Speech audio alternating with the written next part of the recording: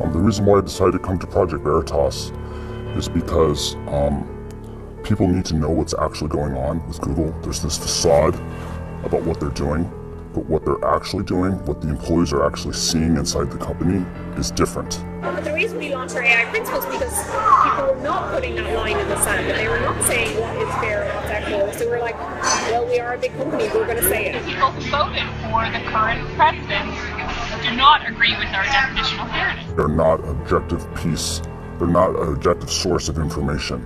But then there are teams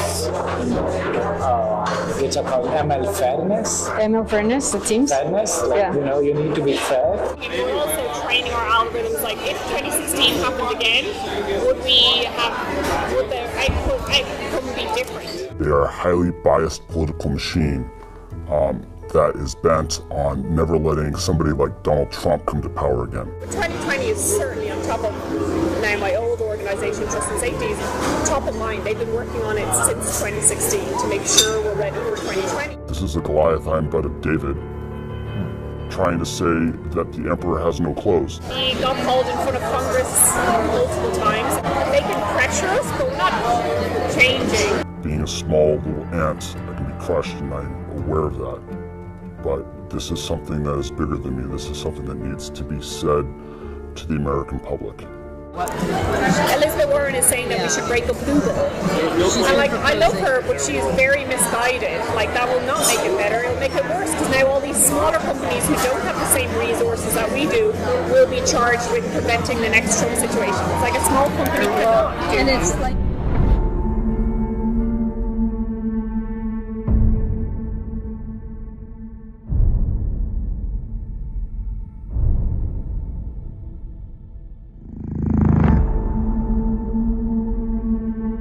Earlier this year, a Facebook insider exposed deboosting of conservatives on Facebook.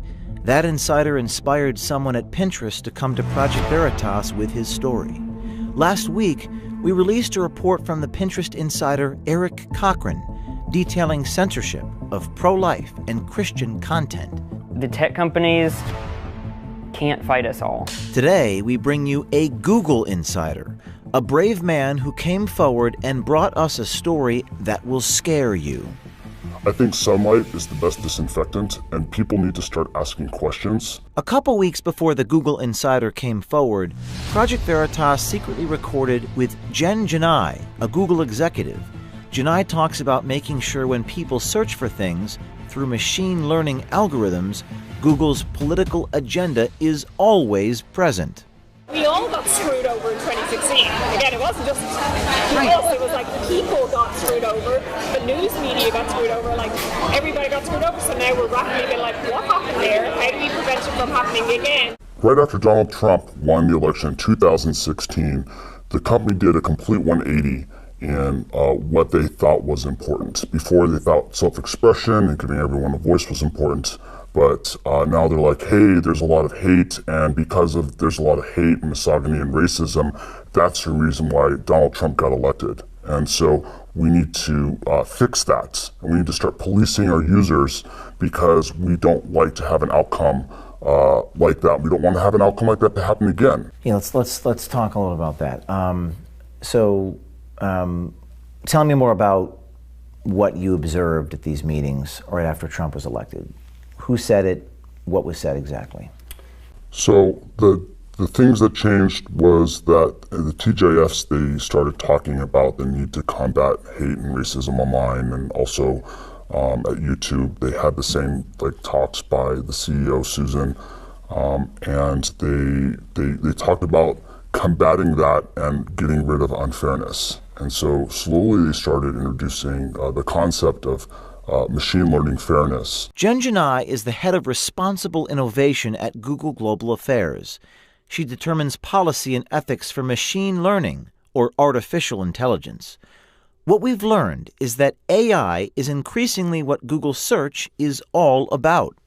But the reason we launched our AI principles is because people were not putting that line in the sand, and they were not saying what is fair and what's equitable. So we're like, well, we are a big company, we're going to say it.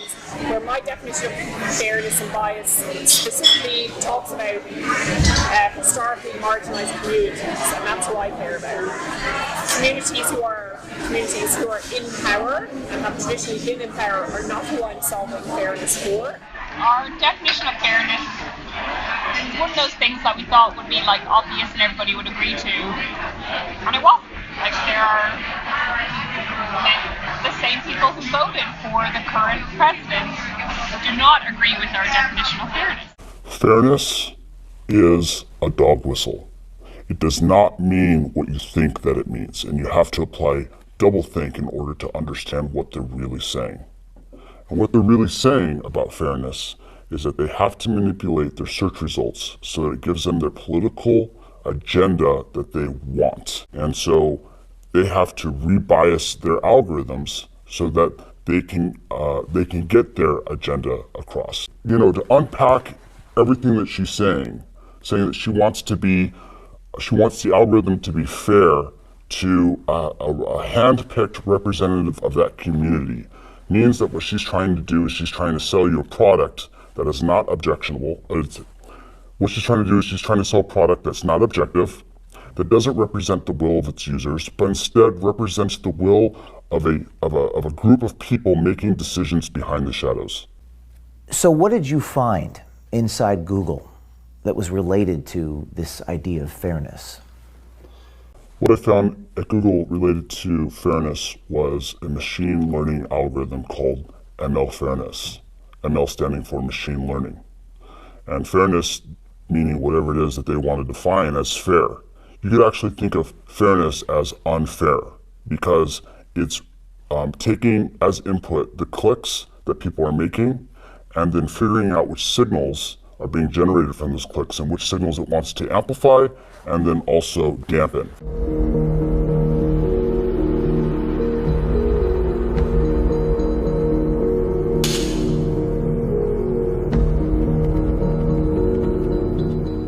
So I have Google.com up in front of me, and I'm going to try to put this AI machine learning thing to the test. I'm going to type in the following words: men can. And I see men can have babies, men can get pregnant, men can have periods, men can cook. Do most people search for that stuff, or what is the company doing internally? You know, people aren't searching for this. This is literally coming from source of truth databases that they've selected represent the truth and that they are pulling this information from. And then we try it again with, let's try this with women can. I see women can vote, women can do it, women can do anything, women can be drafted. Yes. That seems a little interesting. So all these examples are part of the social justice narrative, right? And so the sources of truth that ML Fairness is selecting from to amplify are saying these keywords. And so because that source of truth has been vandalized, the output of the algorithm is also reflecting that vandalism. Project Veritas also received a trove of confidential documents from within Google. This document is about algorithmic unfairness. It reads, quote, "For example, imagine that a Google image query for CEOs shows predominantly men. Even if it were a factually accurate representation of the world, it would be algorithmic unfairness," unquote. Gaurav Gite, a Google software engineer, independently verified the thesis of this document. But then there are teams which are called ML Fairness. ML Fairness, the teams? Fairness, like, Yeah. you need to be fair. Yeah. So they're trying to modify the model such that even if the data for female CEOs is It's low. It's low. It kind of balances out. It still balances out. Now, this is a confidential document, correct? Yes. This is not a document that Google has come out and admitted that this is their process. That's correct. And in this document, it says, I'm going to read from it. In fact, if you brought this up without the document, they would say that this is a conspiracy theory. Wow. So then they wouldn't admit this publicly. They would never admit this publicly. In this document, it says, in some cases, it may be appropriate to take no action if the system accurately affects current reality, while in other cases, it may be desirable to consider how we might help society reach a more fair and equitable state via product intervention. What do they mean by that? So what they want to do is they want to act as gatekeepers between the user and the content that they're trying to access. And so they're going to come in, they're going to filter the content, and they're going to say, actually, we don't want to give the user access to that information because it's going to create an outcome that's undesirable to us.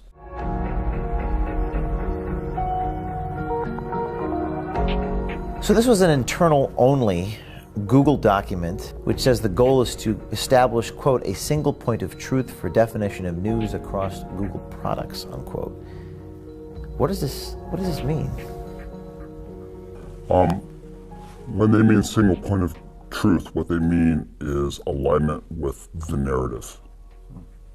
And so the narrative is manufactured by establishment players, and what they're looking to do is they're looking to boost authoritative content.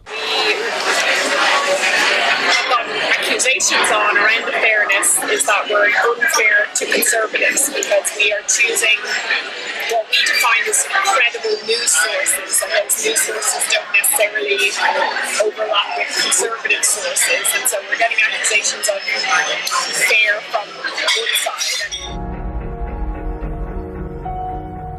Does Google have an editorial agenda? Does the company make news decisions? Is that what I'm seeing in this document? Yes. This is describing what's happening with Google News. Would Google have a problem if people saw this document? Yeah, I think so. Why wouldn't Google want people to see this document? The reason why is because right here in some of these boxes, they're applying editorial, their editorial agenda onto the news sources. And if you were to expand that, you would see that there's machine learning fairness within these algorithmic checks. And they state right here that it's for crawlability and extractability, but in reality, it doesn't fall in line with their agenda. And if it does, it pops to the top, and if it doesn't, then it gets buried. Other internal documents expose Google's hopes for ML fairness. Training data are collected and classified. Algorithms are programmed. Media are filtered, ranked, aggregated, and generated. People, like us, are programmed. Sounds like social engineering, not search querying.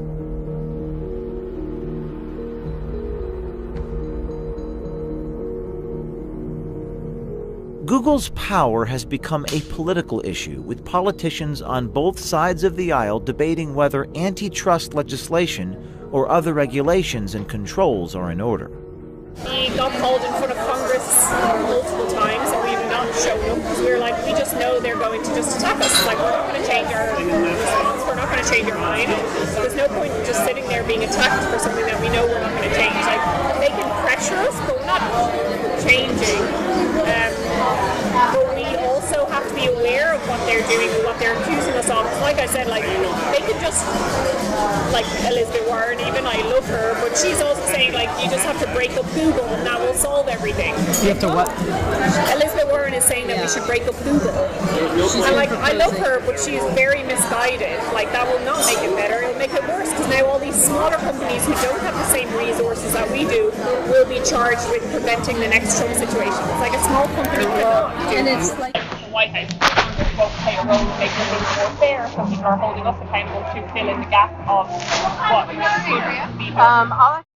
Right now, there's a lot of chatter in Washington, D.C., antitrust discussions and legislation being mentioned about breaking up Google. How do your bosses or the people that you work with inside of Google feel about that?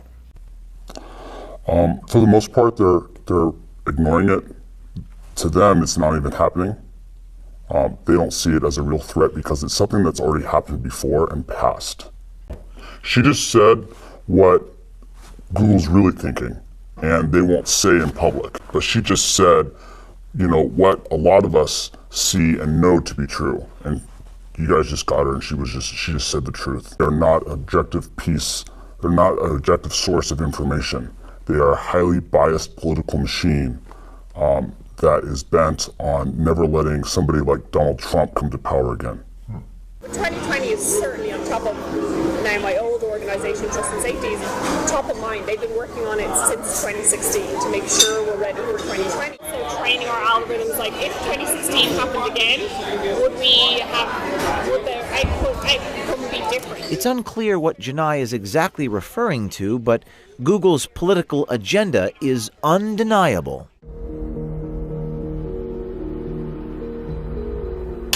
What are some other things I can type here?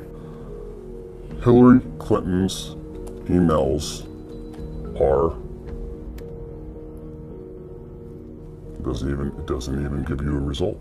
Google is suggesting that people do not search for this term. Is that correct? That's what they're saying. It's not even worth returning any results. But people do search for this. Absolutely, and you can tell that because you can cross-reference some of their other services that prove that people are. If you want to get an example, go to trends.google.com. Okay, I'll do that right now. Trends.google.com. And shall I? Hillary Clinton's emails, yes.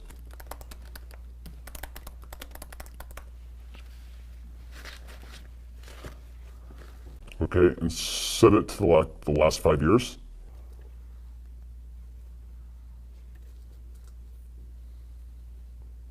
Seems like we had a spike in October of 2016. It says 100. I guess is that 100? It's all relative. So in order to get an idea of the relative importance of this, you're going to want to compare it against another search term. Let's type in Donald Trump's emails. Okay. Show me what I'm looking at here. So what we see right here is relative to the search term of Hillary Clinton's emails, Donald Trump's emails has no search traffic. No search traffic. Now let's go back to google.com and search for Donald Trump's emails, and it should show us no autocomplete because according to Google, no one searches for it compared to Hillary Clinton's emails. But it does. It gives us a whole bunch of different examples for autocomplete. So fewer people search for this and it autocompletes, and everyone searches for Hillary Clinton's email and it doesn't. That's right. What's the explanation? Well, according to them, Hillary Clinton's emails is a conspiracy theory and it's unfair to return results based on her emails. And so through their program of ML fairness, they've deleted the autocomplete off the internet like it didn't even exist. How did they do that? Was it manually? Was it a human being? Was it a machine? AI? Well, the way that it works is that they're training the AI now with a bunch of humans that you could consider them social justice warriors or whatever you want to label them, but they are feeding the information and training the AI so that it will return results like this. And when they aren't able to train it, there's actually someone that will go through and manually delete certain keyword terms or put it as a blacklist. There's a lot of people filing bugs internally against Google, against these invalid results, and they ignore them because they've got no interest in fixing things that go against their social justice narrative or reduce what they consider to be fair. Google is protected by Section 230 of the Communications Decency Act. It says, quote, "No provider or user of an interactive computer service shall be treated as the publisher or speaker of any information provided by another information content provider," unquote. Meaning Google is not liable for any content on their platform. Some people think a solution is this Section 230 and taking it away. I mean, they've violated not only the letter of the law, but the spirit of the law. Section 230 says that in order for them to be a platform, they can't censor the content that they have. And instead, they've decided to act as a publisher, making them responsible for everything that they put on. And they're still masquerading as a platform, even though they're acting as a publisher. It doesn't stop with Google search. Our insider says political biases are censoring voices on YouTube, owned by Google as well. He says the YouTube rollout discussion was at a rather bizarre location. We didn't have it. It was a special occasion that happened in May, and they invited us all to the Masonic Temple to talk about the future of the company for YouTube, and they described that they were going to have more content filtering. And right after that happened, a lot of the content creators started to get demonetized, and their videos started to get deranked. I'm talking about Dave Rubin, talking about Carpe Diem, talking about Tim Pool, and a lot of the other content creators that are within the YouTube ecosystem just saw their view counts just go through the floor. What did YouTube do to make their view counts go down? So Google is targeting what they consider to be right-wing news commentators. So that includes Tim Pool, Dave Rubin, Stephen Crowder, and a host of other right-wing people that they are coming in and they're deciding that they don't want these opinions to have a wide appeal. And so they're coming in and they're putting their thumb down and they're deciding which content the users are allowed to see. The way that Google is able to target people is that they take videos and then they do a transliteration through using artificial intelligence. And they look at the translated text of what those people are saying, and then they assign certain categories to them, like right-winger or news talk, and then they're able to take those and apply their algorithmic rebiasing unfairness algorithms to them so that their content is suppressed across the platform. Specifically, the insider verified that PragerU, the conservative educational YouTube channel, and talk show host Dave Rubin's videos received heightened analysis in the artificial intelligence program Viacom. Viacom polices YouTube distribution, singling Prager and Rubin out as right-wing and news talk. So they're applying narrative control. What's scary about this to you? What's scary is that Google's deciding what's important and what's not important. They are going through and they're effectively deleting conversations from the national narrative. It reminds me of a book called 1984, and that should have been a warning. 1984 should not be a user manual on how to run society. And Google's falling directly into that trap, where they're deciding what gets read, what gets consumed, what people are able to click on, what appears. It reminds me a lot of fascism. It's not just about burning books.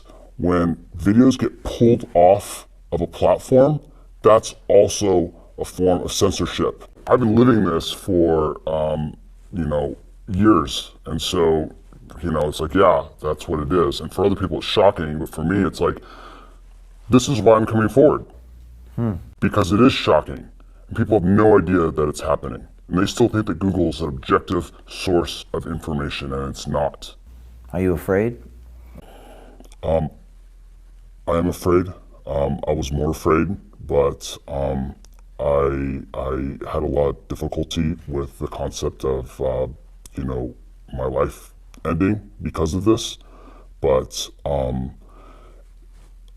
I imagine what the other world would look like, and it's not a place that I'd want to live in. What do you think is going to happen next for you? Hopefully I get away with it and nothing bad happens, but bad things can happen. I mean, this is a behemoth, this is a Goliath, I am but a David, trying to say that the emperor has no clothes. And being a small little ant, I can be crushed, and I'm aware of that. But this is something that is bigger than me. This is something that needs to be said to the American public. This year, insiders approached Project Veritas and told their stories, exposing the giants in Silicon Valley. Thanks to the bravery and courage these insiders are showing, big tech is being held accountable. This is a watershed moment. It's not the New York Times or CBS News doing the work. It's individual citizens, anonymous heroes who put their careers on the line and they've struck a nerve and found their voice at Project Veritas. People always ask me, what can I do? You can follow the lead of Eric Cochran and the Google Insider. You too can be brave, wear a camera, and contact us securely at projectveritas.com/brave.